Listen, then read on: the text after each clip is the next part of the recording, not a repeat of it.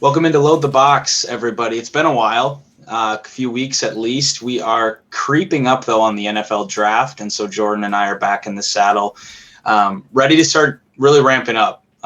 Jordan, today, players reported back to the facility for some voluntary, not mandatory, voluntary off-season workouts.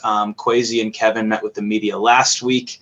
KJ, Bradbury, and Lewis Seen met with the media today. There will be more tomorrow, including Harrison Smith. So it's kind of a fun time around Vikings football, and nerds like us are getting more into the weeds on the draft prospects in terms of players and also in terms of what the Vikings are thinking about, what their prospects are for 2023. So it's an exciting time. It's the off season, but this is kind of the peak of it.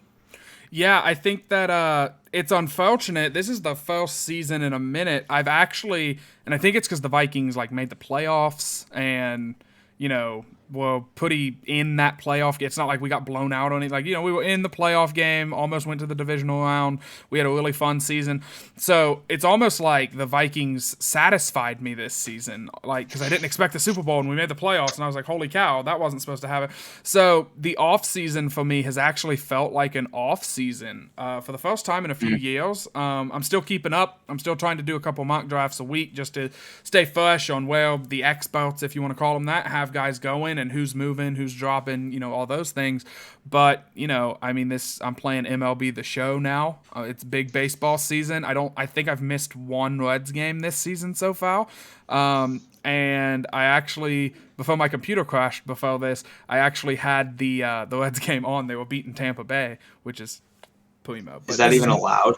I think they've lost two now. The Reds commentary team did a great job. I guess Tampa Bay, they won 13, then they lost 2, and the last team that won 13 and then lost 2, it was the Mariners in either 2009 or 2019, and they ended up finishing in last place that season. So Tampa Bay's not out of the weeds yet. They still got to keep winning games. They can't rest on their laurels. But the Reds were giving them quite the spanking. Not quite the spanking. They were up 4-0. But this isn't a Reds podcast. This is a Vikings podcast. But man, I am in baseball golf. Speaking of they got to keep the pedal to the metal and are looking to continue winning games. That's something the Vikings obviously are looking to do. Beautiful segue. In the future, and Kirk Cousins may or may not be a part of those plans. And so what, the media has done, and I think fans, us, everyone included, has sort of taken this sort of question mark around Kirk Cousins' contract and turned it into, okay, so who are the Vikings going to draft?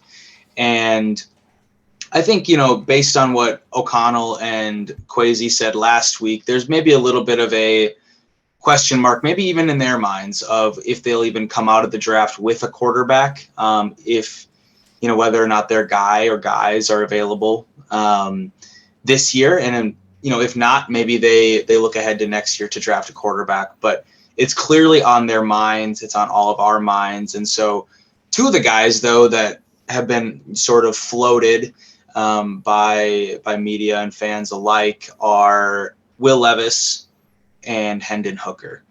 I'm going to start with maybe the guy who's a little bit, reverse thinking here. Let's start with Hendon Hooker. I know that you loved Hendon Hooker at Tennessee last year. You were really high on him, one of your quarterbacks that you wanted the Vikings to look at. Where are you at with him now, though, considering the torn ACL and the way the season ended? I'm in the same place, second or third round. I think that if they stick and pick at 23 and they walk away with Hendon Hooker, it just feels so steep. And I'm a big proponent of if you love someone, go get them. But it just seems I feel like everybody's had that person in their life, whether it was a friend or a sibling, whoever, that they love someone, but you are whoa, you're getting married a little too quick here. This feels rushed. This feels, like a reach. And so that's kind of where I'm at with the Vikings and Hendon Hooker. I do like Hooker. I think that, he's got some arm talent. He's got some mobility. My concerns are the same thing that you're going to hear anybody that knows quarterbacks talk about. And sorry that my dog's causing a ruckus in my kitchen right now. She's trying to eat her dinner. But the concerns out his offense that he ran. He was throwing to wide open guys a lot, and he didn't really have to go to second, third reads a ton. It was a lot of just schemed wide open. Jalen Hyatt just speeding down the field, and Hendon Hooker would throw the ball as hard as he could, and Hyatt would get under it because Jalen Hyatt has special speed. And what concerns me about that is, how's that going to translate? Historically, we haven't seen that translate very well. Now, I was thinking about it today, and I hate to say this kind of stuff, but these are very similar, like, knocks to what Patrick Mahomes and some of these, like, air raid quarterbacks that come out get. They get that system doesn't work in the NFL. They don't have to read a ton. It's a lot of, schemed guys open. College defense just can't cover it, and you throw the ball to the guy. So he's got pros and cons. I watched a lot of Tennessee this season. He feels like he has that, I don't want to say that it factor, but he feels like he has the dog. He's got the dog in him, where it never feels like he's out of it. It always feels like he's one throw away from getting you right back into the game. And if Kwesi and Kevin O'Connell were brought here to draft and develop a guy, I think Hendon Hooker has all the tools to draft and develop. There's also a question, he's 20, he's going to be 26 when he can play. Yeah. So you're talking about a guy who will be going into his second contract at the age of 30. So that's concerning, but if we could trade back, even if you want to get him in the first round, if we could trade back to like 28 and get a third round pick, and then we took Hooker, I would feel more comfortable than just sticking and picking, because we did the Hawkinson trade, so we don't have a second round pick. So that's kind of where I'm at. And if you're gonna do the that proposed scenario, just say you moved back, 5-10 picks, Hooker would very likely still be available. I would be very surprised if he is taken off the board in the first round unless someone gets a little desperate. What do you think of the possibility of, you mentioned Hooker's age. He's going to be 20. He's 25 right now. He would be 26 at the start of 2024 season, hypothetically, when he would potentially take over. What would you think about the idea of drafting Hooker and trading Cousins so that you don't have to worry about waiting till Hendon Hooker's, a senior citizen to give him a first NFL snap? Does that make sense idea at all? Yeah, no, it makes a lot of sense, and I like the idea a lot. I think that if the Vikings could trade Cousins, the interesting thing about the speculation around a Cousins trade is I feel like you have some guys that say he demands 3 firsts, and then you have some people that say, we'd be lucky to get a 5th for him. And so I don't know. I mean, that's obviously an exaggeration, but I don't know what the value is for Kirk right now. I think personally, I feel like a second round pick or like a late first. And if only there was a team with a late first rounder who has a head coach that loves Kirk Cousins and has question marks at the quarterback position, San Francisco just do it. Just call Kwesi and do it. I really just I like the idea. I like the idea of getting Hooker. You get to see what he looks like. You get to get him in there with live rounds, and something that you see with older quarterbacks as they come out. They usually they have success. If they're good, they succeed early. They're not this 20-year-old that's immature and is super raw and has to be fine chiseled and tuned to get to what you want. No, Joe Burrow came out and it was his rookie season. He everyone was like, yeah, he looks like an NFL quarterback. He's gonna be okay. He blew his knee out, but he didn't have a line. He's gonna be fine. I'm trying to think of some of the other older, Hendon Hooker's still younger than me, but older quarterbacks that have come out, they typically don't develop a ton, but they are more pro ready, if that makes any sense. So I like that idea. I could live with it. Do you have any concern with the fact that Hooker was a very late bloomer in college, in that he had to transfer? He didn't really see success until the very end of his college career. Is that any sort of concern for you? No, not really. Joe Burrow couldn't win the job at LSU.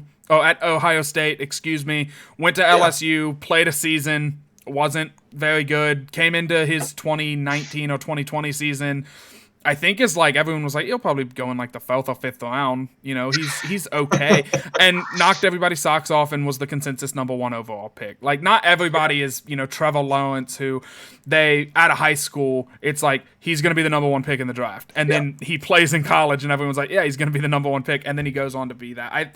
I'm okay with it. There's a ton of stories like that. I think Cam Newton, like kind of he had to leave Florida, I believe. Justin Fields left Georgia to go and play at Ohio State. So those, especially nowadays with the transfer portal and stuff, I feel like if guys don't get their shot right away, they kind of just run to a place where they can play and they go and they take that. And so that doesn't bother me that much at all.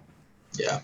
Which is funny. So, I don't know if you're done with Hendon Hooker, but I think it's funny that Hooker was like not really on anyone's on anyone's radar, and then kind of exploded onto it this year.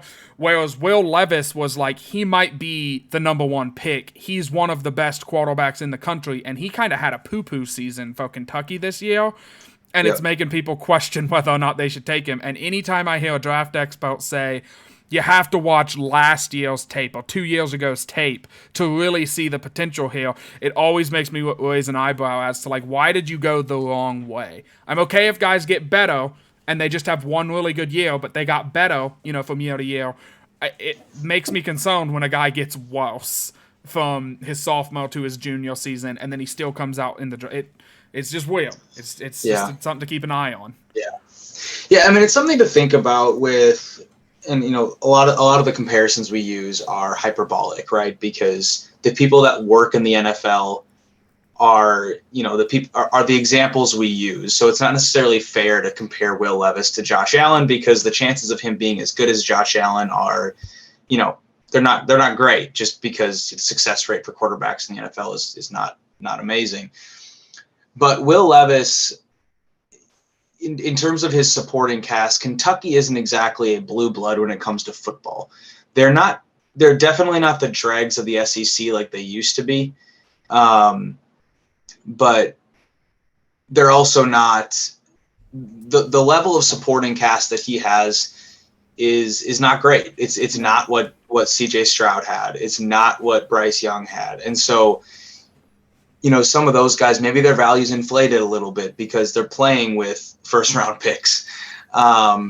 So that can't be forgotten. Just like Josh Allen went to Wyoming and had a 50-something% completion percentage because he was throwing to lawn chairs. So there's something to be said for that as well. But I do agree. There's something that raises your eyebrow and concerns you when you see a player's performance drastically go down.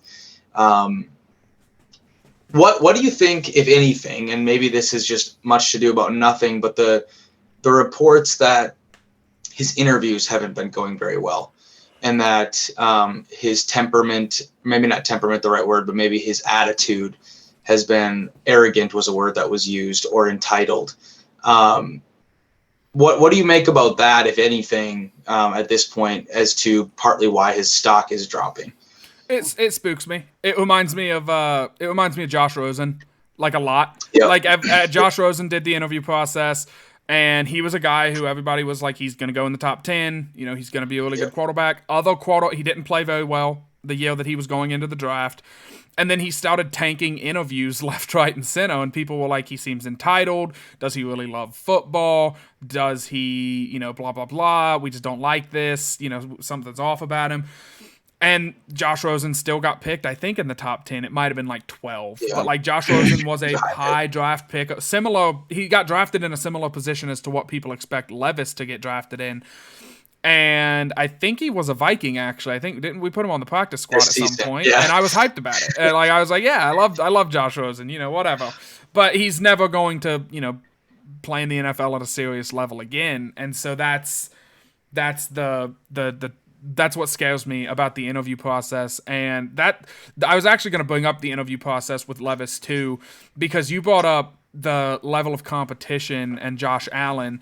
And I feel like something that you learn during, talking with these players and asking them these questions, I feel like what you're one of the things you're picking at and you're trying to figure out, how coachable are you? How open are you to us on day one saying, you suck? We're going to fix you because you have a lot of potential, but you suck right now. And we're going to make you not suck. And we're going to turn you into, a Josh Allen type quarterback because you are very, you're physically gifted. You have things that almost, that can't be taught. You have things that can't be just worked out in a gym.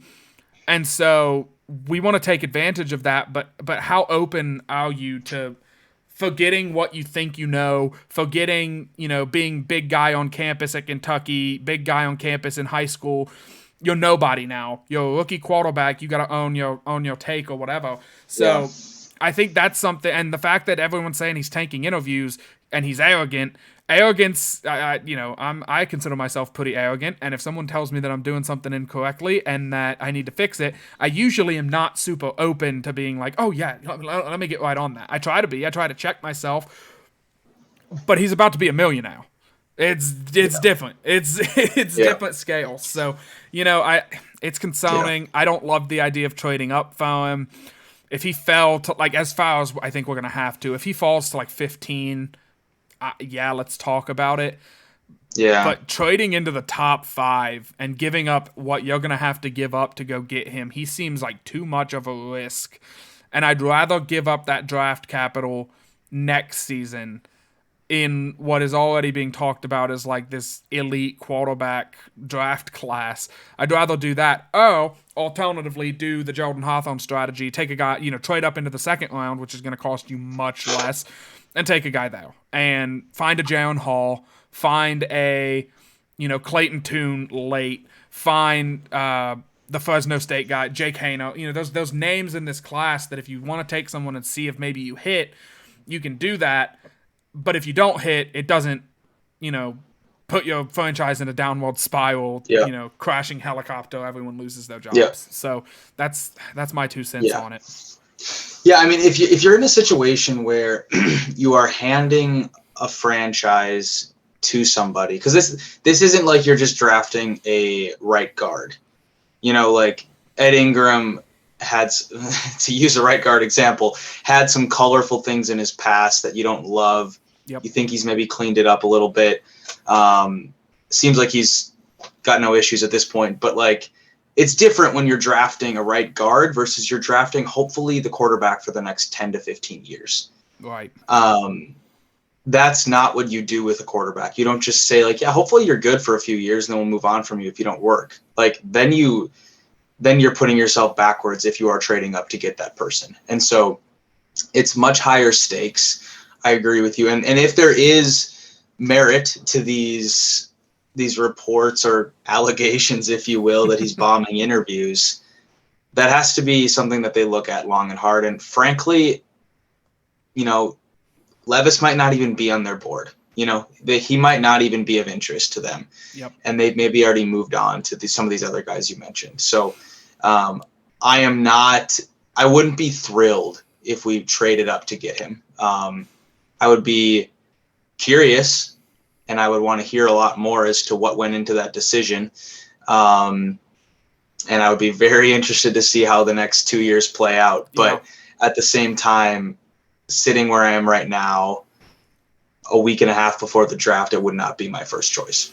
Yeah, and one of the things that is really like I said, if he's coming off as arrogant, and I'm going to keep going back to that word, but if he's coming off as I don't want to say uncoachable, but if he's coming off stuck in his ways, that's why a guy, to me anyway, like Anthony Richardson is much more intriguing. He doesn't know how to play quarterback. He knows how to play football, but he doesn't know how to play quarterback. And so you teach him that because he wants to be a quarterback. And so he, to me, feels like I'm trying to think of a good analogy, and it's not going to come to me, and I'm not going to waste a bunch of time on it. He feels like a piece of a marble that's just, untouched. Beautiful piece of a stone that you can just make whatever you want out of it. Whereas Will Levis feels like someone has been trying to make this beautiful piece of stone into a beautiful sculpture for a few years now, and it keeps chipping and it's not coming along. So you buy it secondhand and you still pay a crap ton for it. and you might hit it once with the chisel and it shadows, and your next 5 or 6 seasons kind of go down the tank. And I hate this idea, and this is something that has been thrown around in a lot of different podcasts and on Twitter and by a lot of Vikings fans, that the Vikings drafted Christian Ponder and they still went above 500 in the following 5 seasons, and they were still competitively viable. And correct me if I'm wrong, but as a Vikings fan who's been one my entire life and will be one until I go 6 feet under, the goal is not to be competitive and fun. The goal is to win a championship. And so, sure, maybe we can have the best defense in the NFL and we only lose 3-0 in the wild card round. That we still lost. We need a guy. The whole point of this is that we don't think Cousins is the guy that elevates the team to that next level championship game, dog mentality type team. And we want that, so we're going to go chase that. And I feel like Hooker might give you that. Yeah, he's a little older and he also needs work, but it's almost like you want to, it's, and this is why I love Kwesi. It's like playing the stock market. You want to buy at just the right time. You don't want to overpay, because all of these guys can bust. No matter how good of a prospect you are, you can bust. And so you have to pick at just the right time to where if you bust, okay, we didn't pay that much for you. And if you hit, we look like geniuses, and who cares what we paid for you? If you're a hit, especially at the quarterback position. So, me personally, I would much rather see us go in the mid rounds, but we're getting close to time here, so I'll really quickly say Unified Athletic Wear dropped their new website today, and it's a very beautiful website. They have some really cool stuff. It's summertime. They have a bunch of basketball shorts, I call them that, but they're the meshy material. They're not, the Allen Iverson basketball shorts, but they have a bunch of summer clothing coming out. Really cool designs, really cool hats. They have I almost started swearing, really cool sunglasses. So check out Unified's new website. Make sure to shop there. We love Unified. We love supporting them. Follow the show at LTB Vikings on social media. Subscribe to the YouTube. Like this video. Check us out wherever you get your podcasts. And also follow my wonderful co-host at Will Bad Lose on the Twitters. And other than that, just a quick tease. We're having Dustin back on Monday, Dustin Baker of Vikes Now. Those episodes are always a hit, always fun. There's a lot of insight, and we're going to be recording it next Monday, so the Monday before the draft, going up on Tuesday before the draft. So just a really fun time, and I feel like the draft is kind of that final stamp of okay, we're next season now. It's the off season finally, for real this time, and so make sure to check that out. That's all from me. Those were my final thoughts. Will, I'll pass it off to you, let you get yours in and everything. Yeah, final thoughts from me are just how exciting of a time of the year this is. The pieces of the puzzle are starting to come together. Because a lot like we talked about, the team and the roster and the makeup is very much in flux still. This whole picture will really start to come together in the next 2 weeks. Not that you can't make any last-minute free agent signings or anything like that, but the draft and what surrounds the draft are really going to put this picture together. And so we will have a much better idea of what this team and this roster will be basically by the 1st of May, and then we can really dive into it. Just a quick tidbit, just so we do him some justice. Jawan Williams is a recent signing for the Vikings. They signed him today on Monday. He was a second-round pick by the Patriots, cornerback. He saw limited action, had some injuries. So at this point, looks like roster depth, but there definitely could be some potential there. Former second-round pick back in 2019. So he is a piece of that puzzle that is being put together. We'll have many more of those pieces coming in the next 10 days or so. That's all we got tonight. Like Jordan said, we'll be back next week with Dustin to really get into the draft, dig into it a little bit, and get our teeth into it. So that's all for this week. We'll see you next week. Skol, y'all.